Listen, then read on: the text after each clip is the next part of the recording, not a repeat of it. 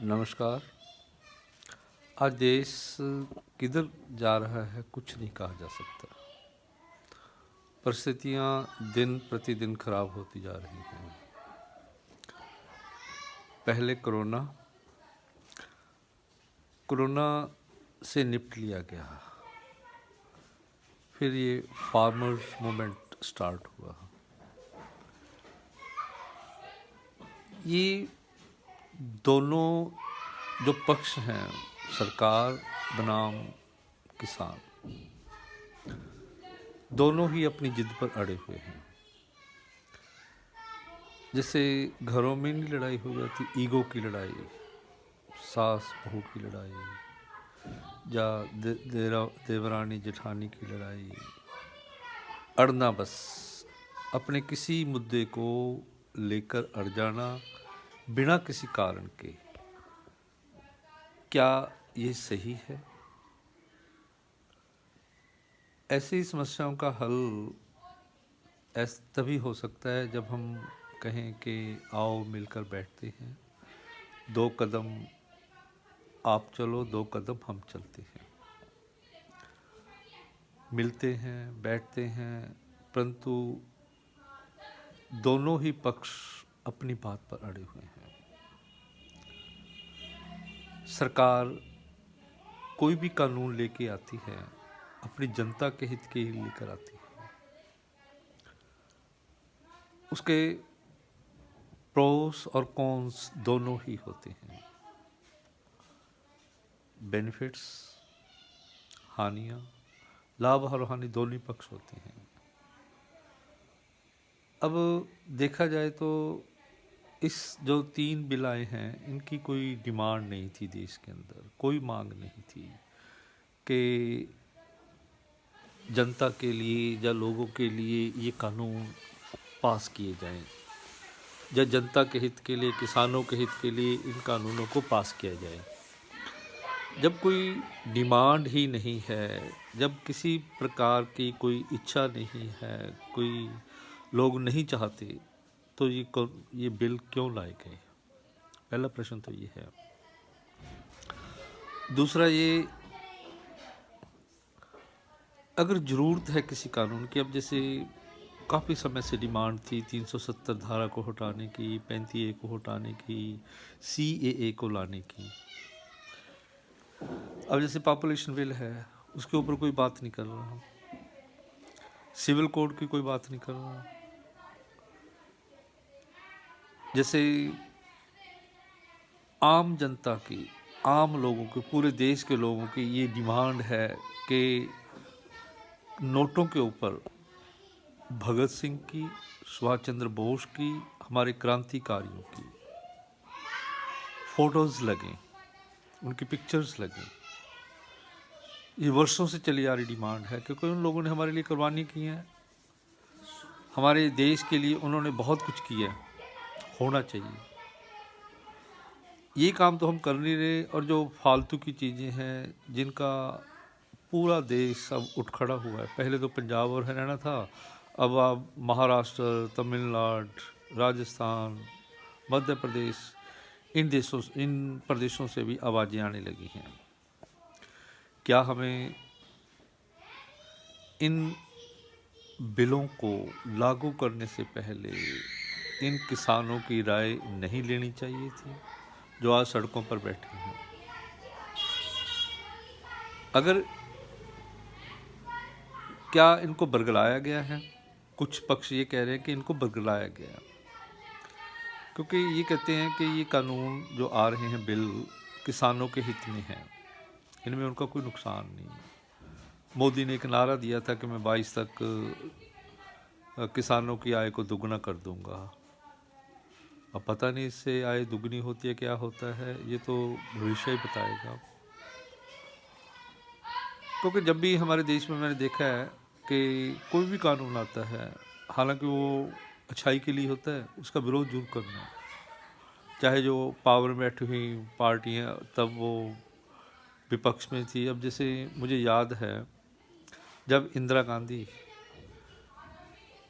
नसबंदी, जनसंख्या नियंत्रण कानून लेकर आई थी नसबंदी को अनिवार्य कर दिया गया था। बड़ा विरोध हुआ उसका। एक एक घर के अंदर 7-7, 8-8, 10-10, 12-12 बच्चे हुआ करते थे। जब नसबंदी लागू की गई तो पूरे देश में उसका विरोध हुआ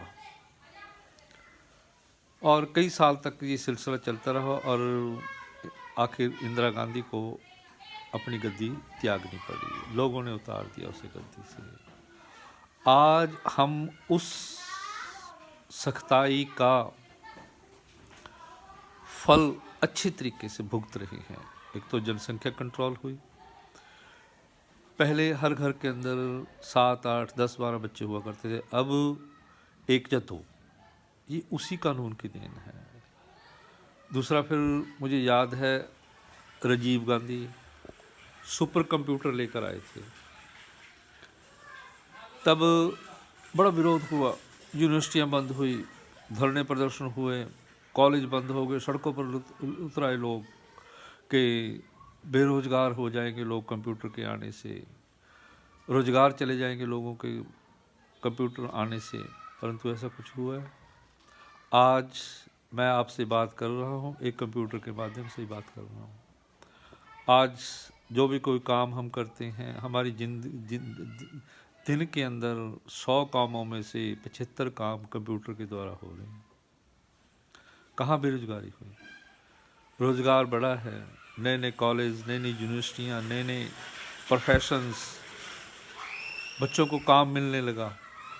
आईटी सेक्टर आया। आईटी सेक्टर ने कितनी क्रांति ला दी इस देश पूरे विश्व के अंदर, और भारत आज का आईटी के अंदर नंबर 1 है।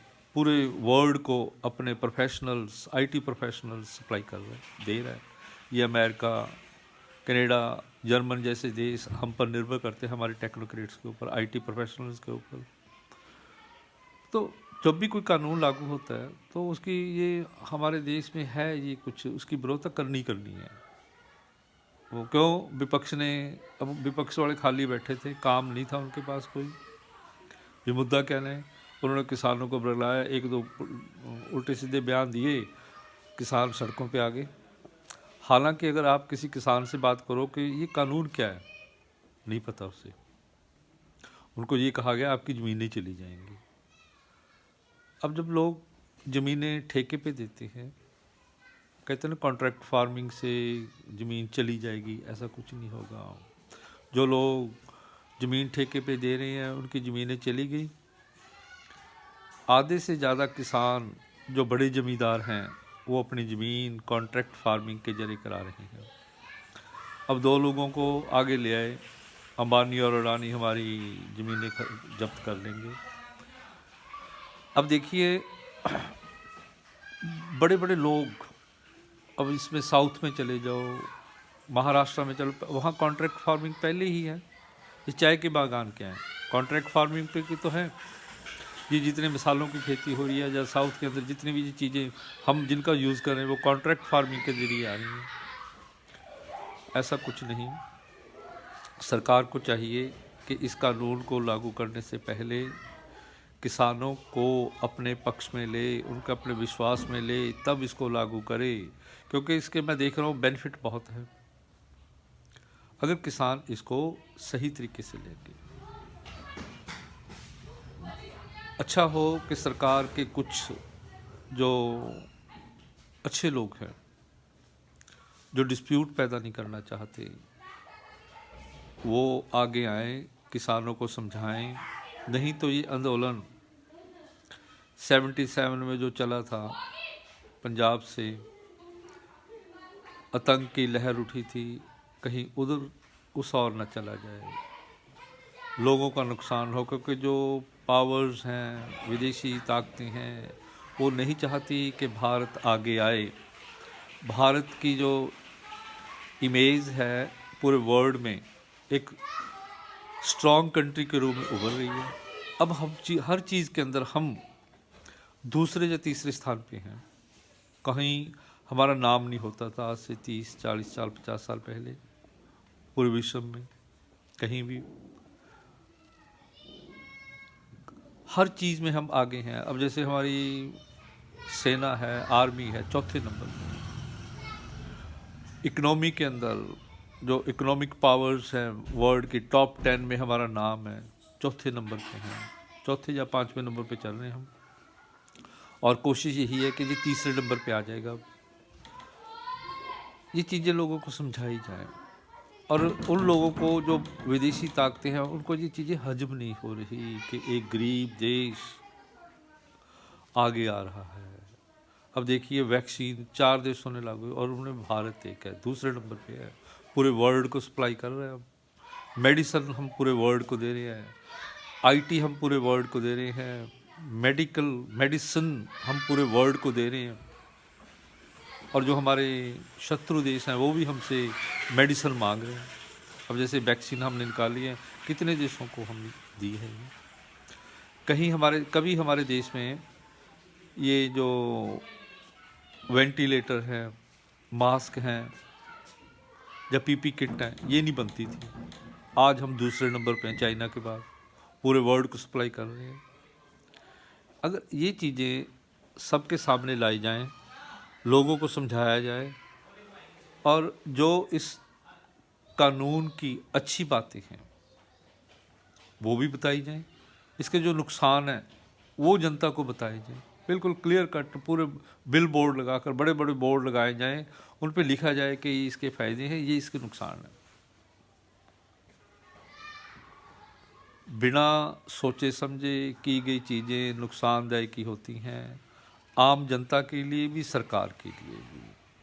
मेरी तो कोशिश यही है कि मेरा देश तरक्की करे, शांति हो, और एक हम पावर के रूप में, एक वर्ल्ड पावर के रूप में आगे आएं, आगे निकलें।